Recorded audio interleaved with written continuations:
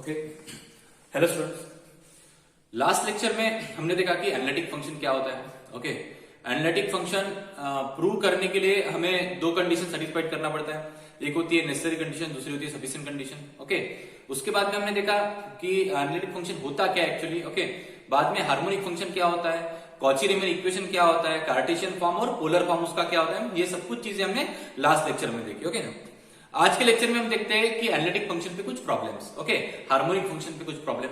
तो स्टार्ट करते हैं फर्स्ट एग्जांपल से। ओके ना, prove that the function cos hz is analytic. Okay ना, आपको प्रूव करना है कि cos hz जो फंक्शन है वो एनालिटिक होता है। Okay, and find its derivative, और उसकी हमें डेरिवेटिव फाइंड आउट करना है। तो लास्ट लेक्चर में हमने डेरिवेटिव भी देखी थी। ओके ना, अब देखते हैं। अब देखो cos hz ये एनालिटिक है, ये प्रूव करने के लिए क्या करना पड़ेगा। ओके ना, एनालिटिक मतलब क्या होता है कि एक रीजन के हर एक पॉइंट पे वो फंक्शन की डेरिवेटिव एग्जिस्ट होनी चाहिए और उसकी डेरिवेटिव यूनिक आनी चाहिए, तब जाके हम बोल सकते हैं कि वो फंक्शन क्या है, उस रीजन के लिए एनालिटिक है, ऐसा हम बोल सकते हो। ओके ना, अब पॉसिबल नहीं कि हर एक पॉइंट के लिए उसकी डेरिवेटिव चेक करना, ठीक है ना, कि एग्जिस्ट होती है या नहीं होती है। ओके, एग्जिस्ट होती है बट यूनिक आती है या नहीं आती है। ओके ना, ये चेक करना पॉसिबल नहीं है।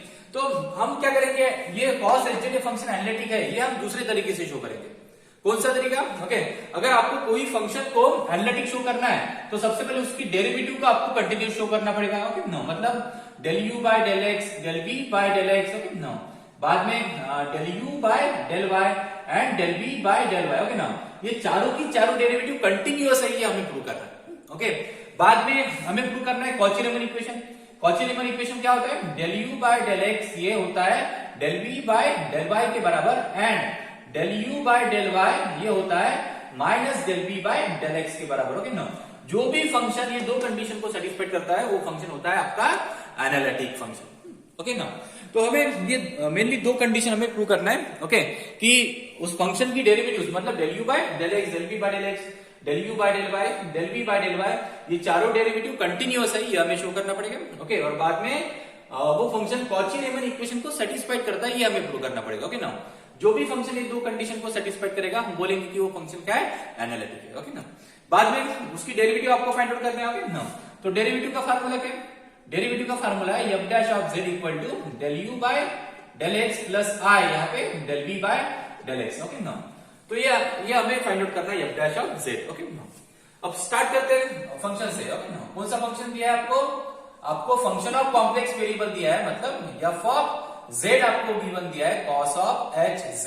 ओके ना, ओके ना, अब हमें क्या करना पड़ेगा, सबसे पहले हमें कॉची रीमन इक्वेशन को सेटिस्फाइड करना पड़ेगा और उसकी derivative del u by del x, del v by del x, del u by del y, del v by del y ये निकालना पड़ेगा। ओके ना, तो अब यहाँ पे u और v लाने के लिए हमको क्या करना पड़ेगा, z को लिखना पड़ेगा x और y के फॉर्म में। तो आपको पता है f of z is equal to यहाँ पे cos h। ओके ना, z की वैल्यू होती है x plus i y, z is a complex number. Okay ना, अब फार्मूला लगाओ, आपको फार्मूला पता है cos h, cos hyperbolic a plus b। Okay ना, क्या होता है formula, cos of h x, okay no, cos of h y plus, okay no, यहाँ पे i, ओके यहाँ पे i, यहाँ पे sin of h x और यहाँ पे sin of h i y। Okay no, यहाँ पे cos of h i y। Okay no, तो मेरे ख्याल से यही फार्मूला होता है।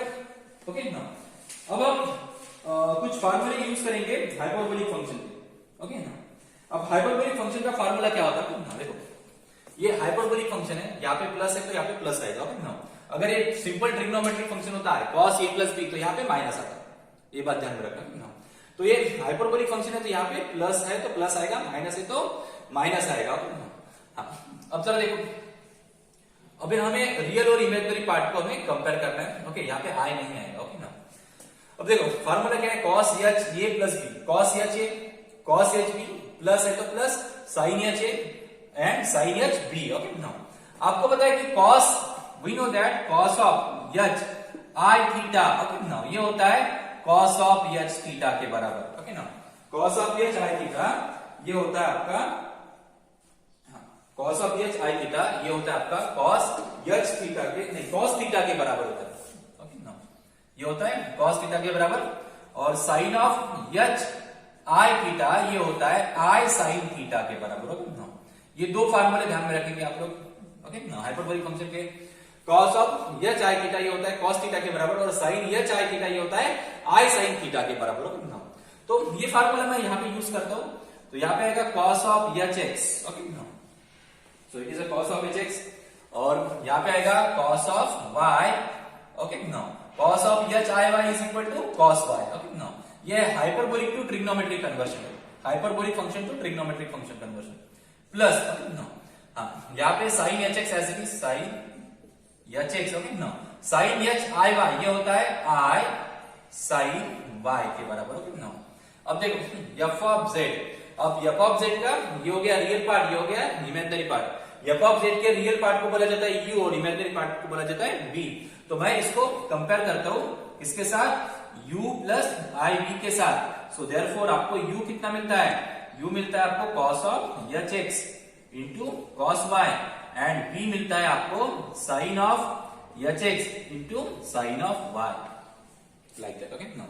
तो ऑब्वियसली आपको समझ में आएगा function of complex variable cos x z की है, ओके, z की वैल्यू होती है x plus i Y, okay. तो फार्मूला cos हाइपरबोलिक है और यहाँ पे a प्लस b है तो यहाँ पे प्लस ही रहेगा, ओके, माइनस है तो माइनस ही रहेगा। अगर हाँ ये हाइपरबोलिक फंक्शन नहीं होता, सिंपल ट्रिग्नोमेट्रिक फंक्शन होता, तो यहाँ पे प्लस आएगा तो यहाँ पे माइनस होता, और यहाँ पे माइनस की जगह यहाँ पे प्लस होता, ओके नाउ। तो cos h x cos h i y plus sin h x sin h i y. अब आपको पता है cos h आई वाई ये जो होता है ये cos थीटा के बराबर, मतलब cos y के बराबर होता है, मतलब cos h i theta is equal to cos theta and sin h i theta equal to i sin theta के बराबर, ओके ना। तो ये फार्मूला मैंने यहाँ पे यूज किया, ओके। तो एक पार्ट मिला मुझे रियल, दूसरा मिला इमेजिनरी। इसको अब हम u प्लस आई बी के साथ कंपेयर करते हैं, क्योंकि f ऑफ z का रियल पार्ट होता है u और इमेजिनरी पार्ट होता है b। तो ये मिलता है u, ये मिलता है b, ओके ना। आपको क्या करना है, आपको चेक करना है कि इसकी जो डेरिवेटिव है वो कंटिन्यूअस है या नहीं है, ओके ना।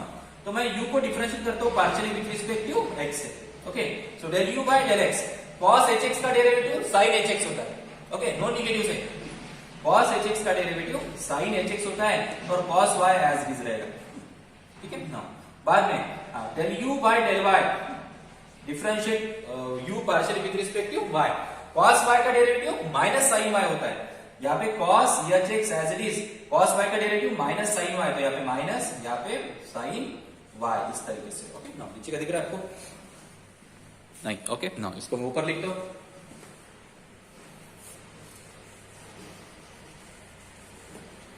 तो यहाँ पे del u by del x और यहाँ पे अभी del u by del y, okay ना।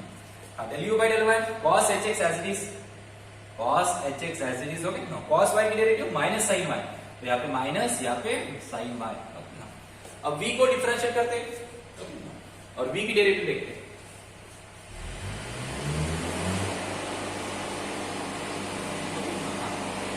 अब v, अब निकालेंगे हम del v by del x, okay ना। So del v by del x, यहाँ पे साइन एच एक्स है, साइन एच एक्स की डेरिवेटिव cos एच एक्स होती है, cos एच एक्स, ओके, और sine y as it is रहेगा क्योंकि वो y का फंक्शन है, हम डेरिवेटिव कर रहे हैं x, ओके ना। अब del v by del y निकालेंगे, so differentiate v partially with respect to y, okay ना। So del v by del y, sin y की derivative cos y, okay, sin hx as it is, okay, sin y की derivative cos y, okay ना। अभी ये जो सभी की सभी डेरिवेटिव है ये कंटिन्यूअस है, ये हमें चेक करना है, ओके ना।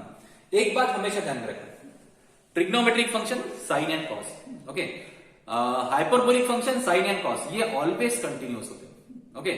अगर देखो sin y cos y, okay, यहाँ पे sin y cos y ये always continuous, sin hx cos hx sin hx cos hx, hyperbolic sin cos and hyperbolic sin, ठीक है, ये दोनों के दोनों भी हमेशा क्या होते हैं, कंटिन्यूअस होते हैं। तो अगर ये दोनों फंक्शन कंटिन्यूअस है तो दोनों का प्रोडक्ट भी हमेशा कंटिन्यूअस होगा, ओके ना। दोनों का एडिशन भी कंटिन्यूअस होगा, दोनों का सब्ट्रैक्शन भी कंटिन्यूअस होगा, ये बात ध्यान रखना, ओके ना। तो यहाँ पे एज, ओके ना, as sin y, okay, now cos y, sin hx, okay, now sin hx, cos hx, cos hx are always continuous, so therefore उसका प्रोडक्ट भी क्या होगा, कंटिन्यूअस होगा। so therefore del u by del x, del u by del y, okay, now del v by del x and del v by del y are also continuous, okay now। तो आपने क्या show किया, u और v की partial derivative with respect to x and y are continuous, ये continuous होती है, आपने शो किया। तो दो में से एक कंडीशन आपने सेटिस्फाइड कर लिया कि del u by del x, del u by del y, del v by del x and del v by del y are continuous function. Okay now अभी हमें चेक करना है कि ये कॉची रीमन इक्वेशन को सेटिस्फाइड करता है या नहीं करता है। तो ओके नाउ तो यहाँ पे मैं इसको इक्वेशन नंबर 1 देता हूँ दोनों डेरिवेटिव को, और यहाँ पे दोनों डेरिवेटिव को इक्वेशन नंबर 2 देता हूँ। ओके नाउ तो अब चेक करते हैं, del u by del x ये del v by del y के बराबर है। Okay del u by del x sin hx cos y है, ओके और del v by del y ये sin hx cos y है, करेक्ट है। Okay now and del u by del x equal to del v by del y के बराबर है, correct है। del u by del x ये del v by del y के बराबर है, and del u by del y okay और del v by del x की वैल्यू सेम है, ओके बट निगेटिव साइन में है। ओके तो इसका मतलब ये कि del u by del y ये minus del v by del x के बराबर है। ओके ना del u by del x minus cos hx sin y है, और यहाँ पे cos hx sin y है, दोनों करेक्ट करने के लिए यहाँ पे हमें क्या होना चाहिए, माइनस साइन।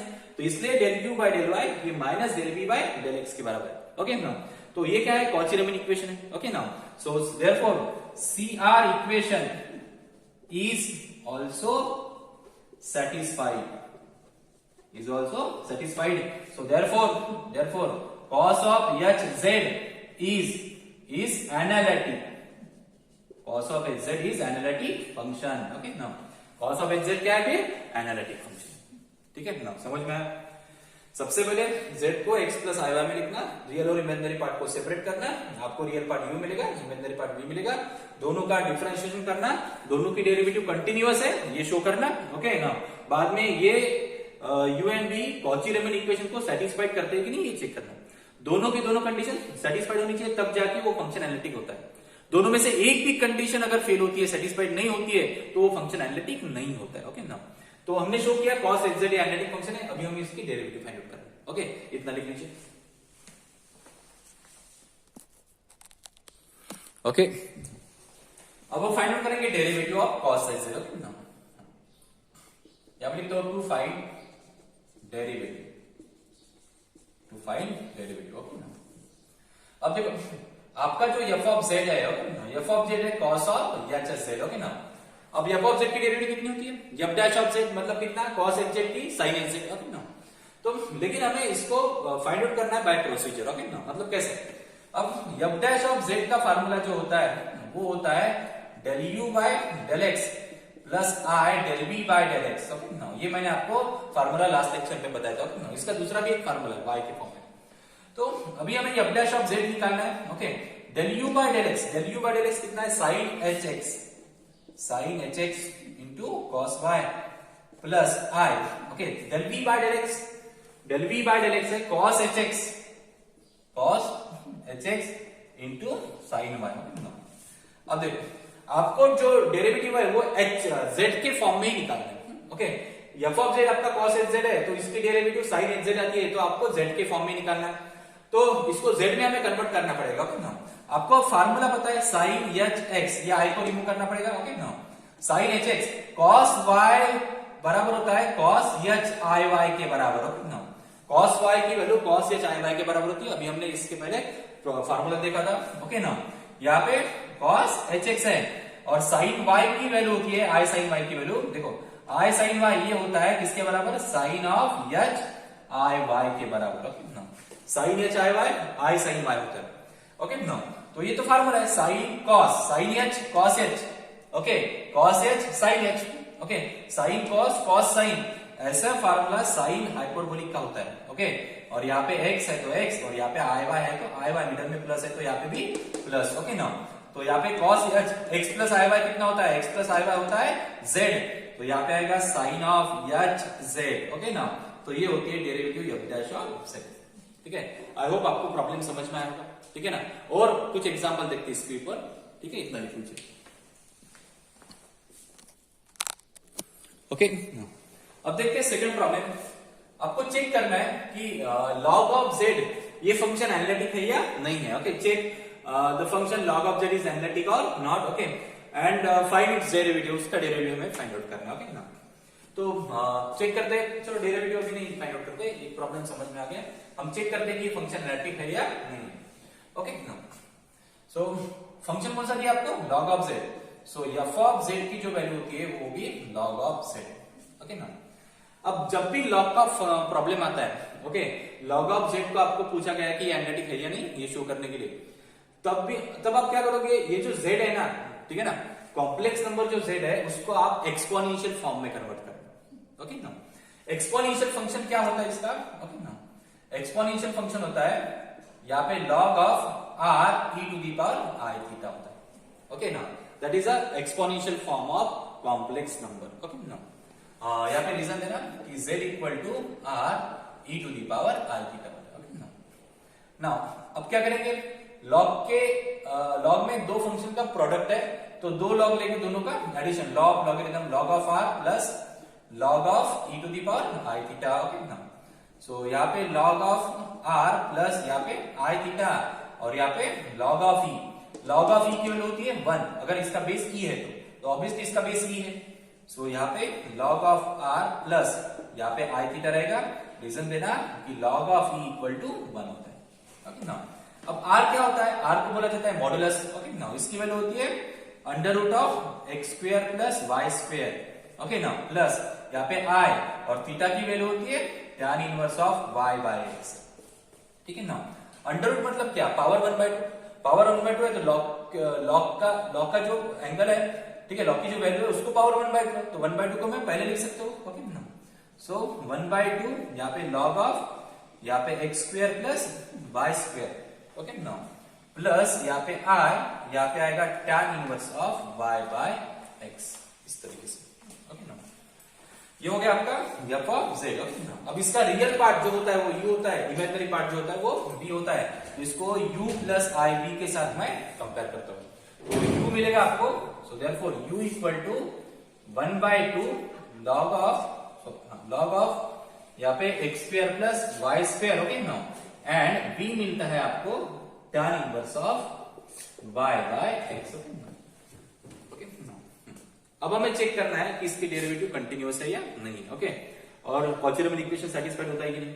सो मैं u को डिफरेंशिएट करता हूं partially with respect to x से, so del u by del x 1/2, log का derivative 1/x square plus y square. Okay ना, ये होता है log का, अब x square plus y square का विद रिस्पेक्ट टू x, ये होता है 2x। ओके, 2 के साथ 2 get cancel, so del u by del x, ये होता है x upon x square plus y square. Okay ना, अब similarly del u by del y। Okay ना, so similarly del u by del y भी कितना आएगा, ये आएगा y upon x square plus y square. Okay, अब v का डिफरेंशिएशन, ओके ना, del v by del x is equal to, so del v by del x कितना होता है, tan इनवर्स का डेरिवेटिव 1/1 प्लस एंगल का square y square by x square. Okay, ये होता है tan इनवर्स का, y बाय x का with respect to x, y constant है बाहर, और 1/x का -1/x स्क्वायर। ओके, इसको सिंप्लीफाई कर लेते हैं, x square plus y square, ऊपर जाएगा x स्क्वायर, तो यहाँ पे minus x square upon x square plus y square. Okay ना, यहाँ पे y अपॉन x स्क्वायर, ये कैंसल, ये मिलता है minus y upon x square plus y square. Okay ना, del v by del x, clear है ना। अब सिमिलरली डेल v, अब del v by del y निकालेंगे ना, del v by del y, तो tan इनवर्स का डेरिवेटिव 1/1 प्लस यहाँ पे y square by x square. Okay, अब y बाय x का कितना, y का डेरिवेटिव 1 और x एज इट इज रहेगा। ओके ना, तो ये मिलता है आपको x square upon, cross multiply करो, x square plus y square into 1/x, एक x कैंसिल हो गया, तो यहाँ पे मिलेगा x अपॉन यहाँ पे x square plus y square. Okay ना, ये होता है del v by del y। अब ये सभी की सभी डेरिवेटिव कंटिन्यूअस है या नहीं है, ये चेक करो। ओके ना, ये सभी अलजेब्रिक फंक्शंस हैं। ओके, और अलजेब्रिक फंक्शंस क्या होते हैं, हमेशा कंटिन्यूअस होते हैं, लेकिन ये एक बार ये रैशनल फंक्शन भी है, डिनोमिनेटर में x square plus y square है। ओके ना, तो ये फंक्शन जो है ये डिसकंटिन्यूअस कब होगा, जब डिनोमिनेटर की वैल्यू 0 के बराबर होगी ना, मतलब x square plus y square अगर 0 होता है, ठीक है ना, तब ये फंक्शन क्या होगा, डिसकंटिन्यूअस होगा। ओके ना, तो ये कब होगा कि जब एक्स स्क्वायर की वैल्यू माइनस वाई स्क्वायर की वैल्यू बराबर होगी और जब x equal to plus minus i y होगा। ओके ना, तो जब एक्स की value plus minus i y होगी, ओके, एक्स की वैल्यू जब प्लस माइनस आई वाई होगी तब ये फंक्शन क्या होगा, डिसकंटिन्यूअस होगा। ओके ना, लेकिन एक्स और वाई क्या रहता है आपके, ओके ना, एक्स और वाई, जेड में जो एक्स और वाई होते हैं, ओके, आपने देखा होगा कॉम्प्लेक्स नंबर की definition z equal to x plus i y, ठीक है ना। अब z equal to x plus i y और यहाँ पे एक्स और वाई जो होते हैं वो रियल नंबर होते हैं, तो यहाँ पे एक्स की जो वैल्यू आ रही है वो इमेजिनरी के फॉर्म में आ रही है, जो कि पॉसिबल नहीं है। ओके ना, तो इसका मतलब ये जो फंक्शन है, ये सभी के सभी फंक्शंस है, डेरिवेटिव के फंक्शन, ये सभी के सभी क्या है, कंटिन्यूअस है। ओके ना, सो देयरफॉर यहाँ पे लिखूंगा मैं del u by del x, del u by del y, del v by del x, okay now, and del v by del y all are continuous, okay now, all are continuous, okay now। अब भाई हमने show कर लिया कि इसकी derivative continuous होती है। Okay, अब हमें ये शो करना है कि ये जो इक्वेशन है u and v Cauchy Riemann equation को सेटिस्फाइड करता है। ओके, पहले इतना लिख लीजिए। ओके, अब हम चेक करेंगे कि u and v Cauchy Riemann equation को सेटिस्फाई करता है या नहीं करता है। So what is del u by, Cauchy Riemann equation है del u by del x। Okay, del u by del x ये del v by del y के बराबर होना चाहिए। तो del u by del x है x upon x square plus y square, और del v by del y कितना है, del v by del y भी x upon x square plus y square है ना। सो यहाँ पे मैं लिखता हूँ del u by del x equal to del v by del y। Okay, ये दोनों की वैल्यू क्या है, सेम है, एंड अब del u by del y की value minus del v by del x के बराबर होनी चाहिए। So del u by del y है y upon x square plus y square, and del v by del x कितना है, minus.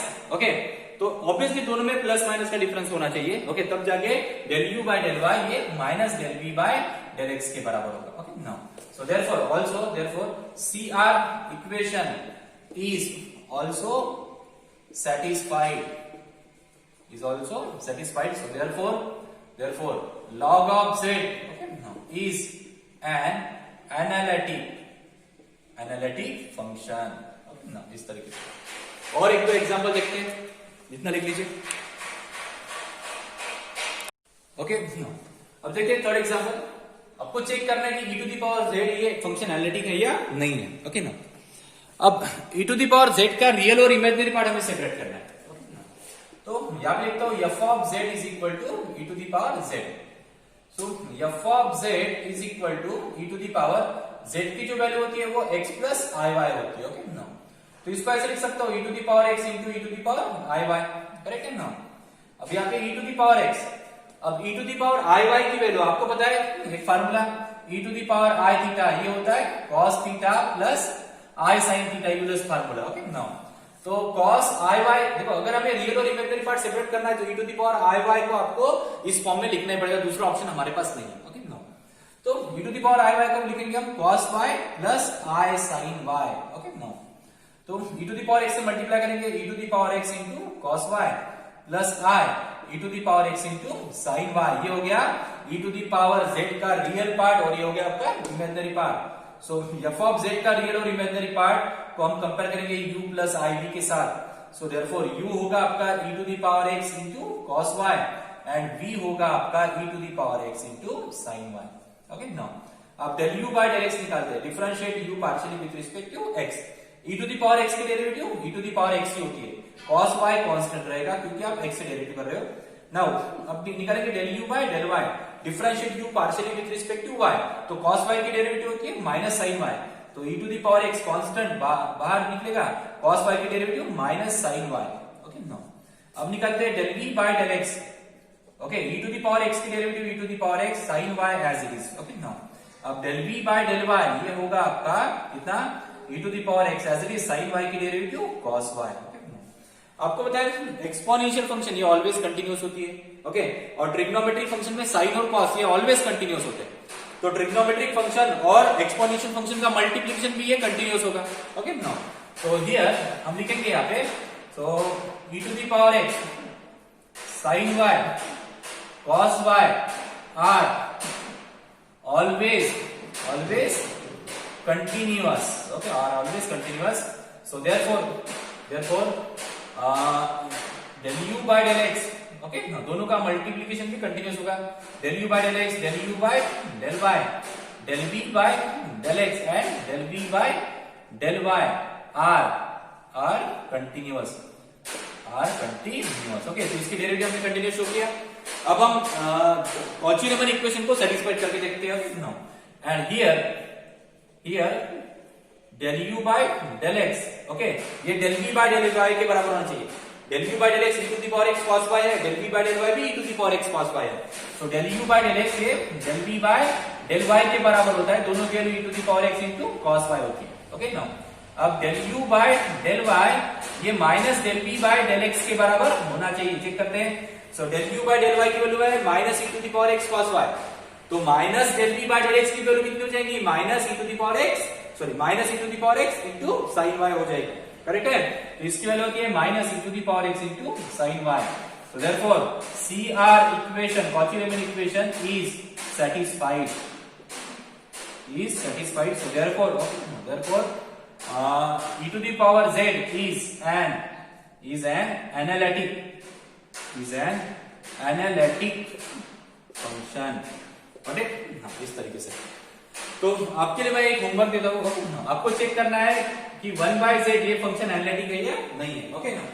1/z एक function, और दूसरा होमवर्क मैं देता हूँ आपको sin hz, number 2 sin of hz, ये चेक करना है ये एनालिटिक है या नहीं है, ओके। और बाद में sin z को भी चेक करना है, sin z ये फंक्शन एनालिटिक है या नहीं है, ओके। तो ये 3 फंक्शन आप चेक कर लीजिए, ओके, कि 1/z sin hz and sin z, okay, ये तीनों की तीनों एनालिटिक है या नहीं है, ये आपके लिए होमवर्क है, ओके। तो आई होप आपको समझ में आया होगा कि कोई भी फंक्शन एनालिटिक है या नहीं है, इसको हम कैसे चेक करते हैं, ओके। इसके बाद देखते हैं और कुछ प्रॉब्लम एनालिटिक फंक्शन के बेस, ओके ना, इतना लिख लीजिए। नेक्स्ट लेक्चर में हम कुछ और एग्जांपल देखते हैं।